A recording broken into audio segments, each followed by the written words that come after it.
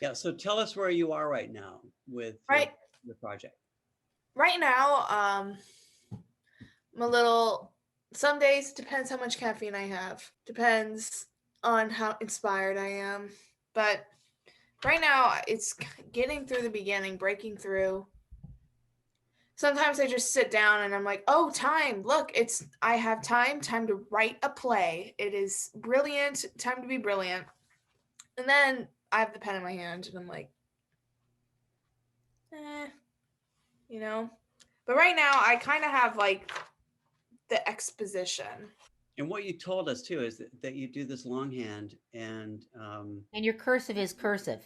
and then it go, then it goes somehow it gets put into some kind of format, which is I love that because we always talk about how it comes from the brain right in through the arm and into the hand and onto the paper. Before our first guest, Jeff Coe. Jumping jacks in three, two, ... Annebelle grunts out loud. Bruh. She does the jumping jacks, but not with as much motivation she had to begin with. Voiceover. Come on. We all hate to do the cardio. I'm tired too. We can't just give up on our bodies. They can do so much for us. Let's push through. Annabelle gets more motivated and then starts doing the jumping jacks better. And then she begins to smile. All There we right. go. All right. Do you have a plan for what's next? I just finished the bit where she gets a phone call from a friend. The friend's like, we're about to go out to breakfast. Do you want to come? And she's like, I didn't burn enough calories. And like, she's thinking, she's like, I don't know if I can just go out to breakfast just right now. Right. And her friend's like begging her. And then it's like a competition between the friend and the voiceover because the friend's like, come to breakfast. And the voiceover's like, the next exercise in 3, 2. And she cancels on the friend. Because this happened so many times in my life where they're like, come on, come out and play. And let's go out to breakfast. And then I'm thinking, oh, but I have to wake up early tomorrow because I have a workout to do. Oh, I don't want to stay out late because I have a workout to do. And then I cancel. And there was this moment in my life where my friend looked at me in the eyes and said, you will live. And that changed everything. It didn't change things where my behavior changed. So I still left early to go to workout. But it's something that I internalized. Like, if I don't do the workout, I still will live. Yes. If I sleep in, I'll still survive. But it's also just crazy to think how like choosing to work out is something I'm not going to remember when I'm 60. Well, yeah. And that was a part that I want to embody, that it was a competition between the trainer and the friend. The friend's like, come to breakfast. The voiceover's like, do the work. Come to breakfast, do the work, come to breakfast. She hangs up on the friend and she does the workout. Right. And then after that, I wanted the female trainer to come in. Okay. All right. Hello, little vloggy thing. It is currently 7:54 p.m. How do I feel about my piece? I feel like it still has potential. If you asked me yesterday, I'd be like, oh, that's not happening. But then today I met up with Blake and Annie, and now I'm like, okay, this could happen still. So there is how I feel currently in the creative process. Yes, there's a lot of self-doubt. You're just not going to see me for the rest of what I'm going to say, but that's fine because it doesn't matter what you see, it matters what I say about the creative process. So far, I feel like I'm writing so many things down and so many visuals down that are very oversharing about my mental health. And then when I read them out loud, I'm like, oh, that's uncomfy. I do not want to specify with other people about this issue I've been dealing with. So, but maybe that's the point. Maybe that's the point of the creative process. So, there's also, this whole thing taught me that I really am interested in starting a YouTube channel. Also, this vlog is making me inspired to start a YouTube channel because I am clearly entertaining. Jeez Louise.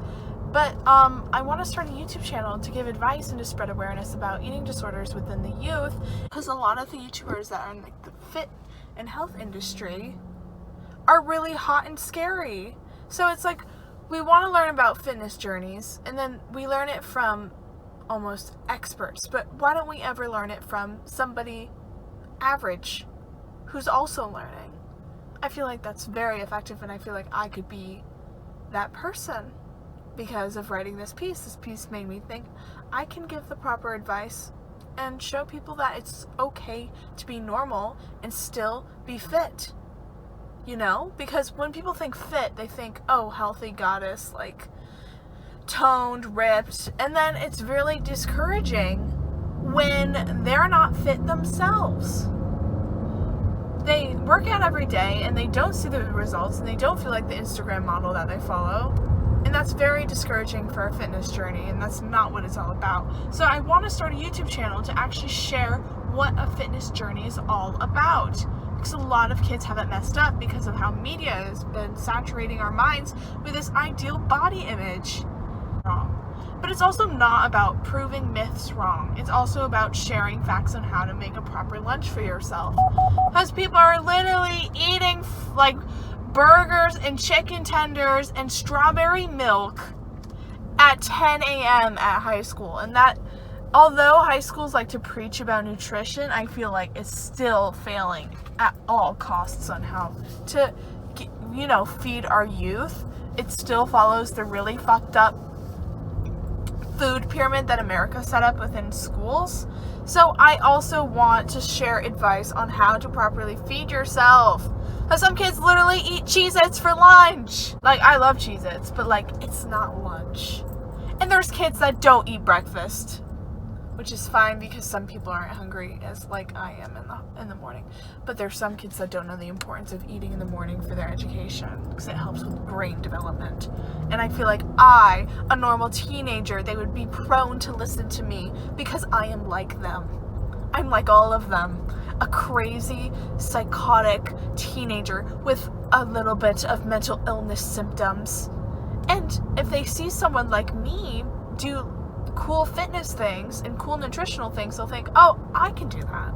And I feel like that's important for me to have this YouTube channel. Anyways, that's where I am at in the creative process. And I'm very glad that I was told to make this vlog because I feel like I got a lot out of it. Fit girl. Conflict. Annebelle has to do a really hard workout, and it progressively becomes worse and more of a toxic obstacle in her life. At first, it seems like this piece is just man versus technology or man versus man, but then it's revealed that it's just man versus himself. For this entire piece takes place in this girl's head. March 26th, Friday. Again, toxic habits.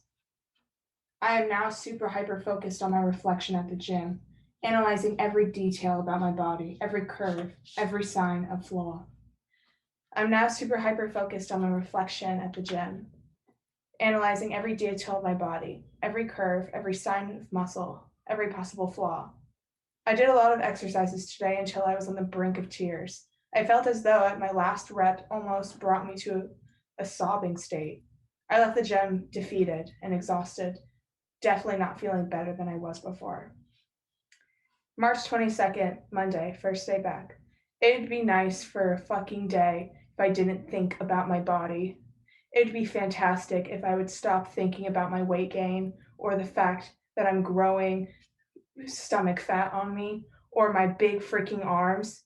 Today was especially worse because of constipation. Shocker. I was extremely bloated and I felt as though as I were carrying around a massive gut. I feel as though I failed my past self. Not only to mention that my acne is off the charts, I am on the opposite side of who I was in quarantine. I've lost my tiny stomach and my clear skin. Thank God I still have motivation today. Saturday, February 6th.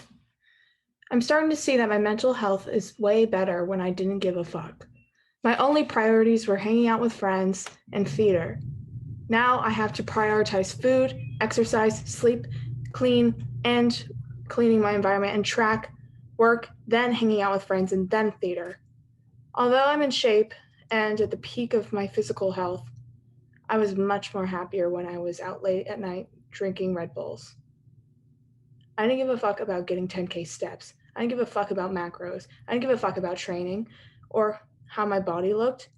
Being with myself and rigorous routine has me spiraling into OCD tendencies. My plans tomorrow, just waking up early and doing yoga. And that is very healthy, but wouldn't it also be great to just sleep in an unknown place and being with somebody, all my friends? I don't let myself go out anymore. I'd rather just exercise, and I'd rather just eat healthy foods. I guess having one weekend to myself isn't that bad.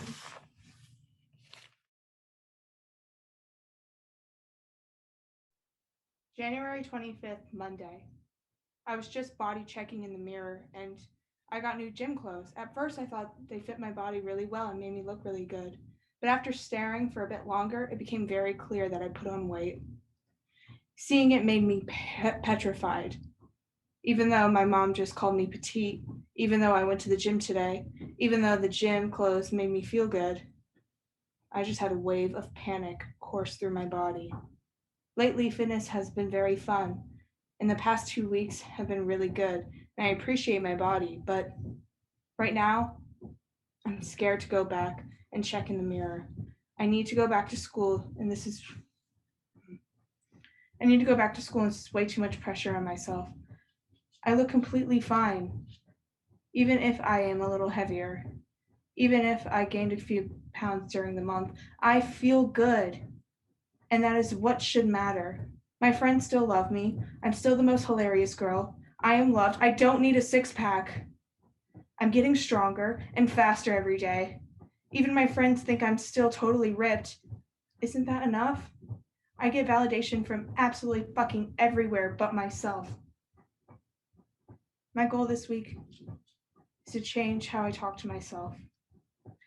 Even if my waist isn't as tiny or if my arms aren't slimmer and toned. I am worth happiness. I deserve love. I'm a good person. Lifting weights doesn't determine whether I am worthy or not.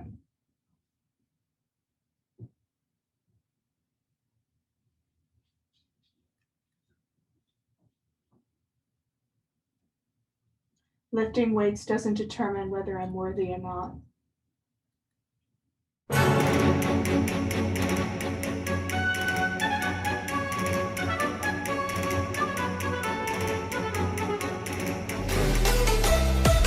Welcome to today's 30-minute HIIT workout. Today we're gonna shred you up. Today's workout is gonna be a ton of fun. With no repeats. It's just 10 minutes, but it's gonna be intense. All right, you ready to warm up? Ready to go. All right, so Let's go. Booty back and down. With a jog in place. All you have to do. You guys ready? Yes. Oh, yeah. Let's start with our 30 seconds of gorilla burpees in about 10 seconds. Here we go. Drive up. Breathe. Make sure you breathe throughout. Give me a couple more. You can do 3 more, maybe even 10 more. If you've never been fit, you never will be fit. Have your abs, they're there. Everyone has six packs. It's just revealing them, right? Getting that layer off the top. If you're trying to lose weight, being more active is a great start. You knew what you were doing when you clicked on a workout that said intense, so you came to work. If you've never been fit, you never will be fit.